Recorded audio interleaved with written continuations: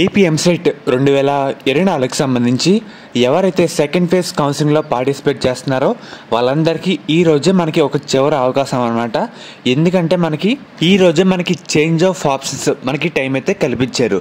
ఎవరైతే మీరు పెట్టిన ఆప్షన్లో ఇంకా బెటర్గా ఇవ్వాలి, లేదంటే మార్చుకోవాలి, ఏమైనా చేంజెస్ చేసుకోవాలి అనుకుంటే చేసుకోండి. ఎందుకంటే థర్డ్ ఫేజ్ ఉంటుంది అని పక్కాగా చెప్పలేము. అండ్ అలాగే థర్డ్ ఫేజ్లో సీట్లు కూడా చాలా తక్కువగా అయితే ఉంటాయన్నమాట. మనకి సెకండ్ ఫేజ్లోనే పక్కాగా సీట్ అయితే తెచ్చుకునేలా ఉండాలి. ఫర్దర్ మీ ప్రిఫరెన్స్లో ఇంకా ఏమైనా బెటర్ కాలేజెస్, ఇంకా ఏమైనా బెటర్గా పెట్టుకుందాం అని అనుకుంటే వెంటనే పెట్టుకోండి.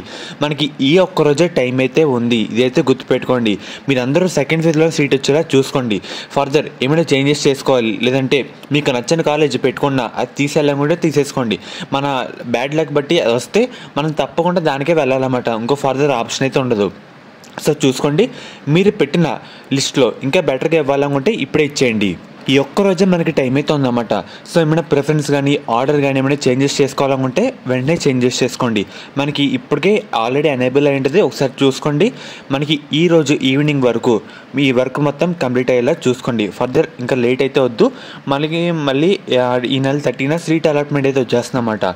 సో ఒక్కరోజు మనకి టైం అయితే ఉంది.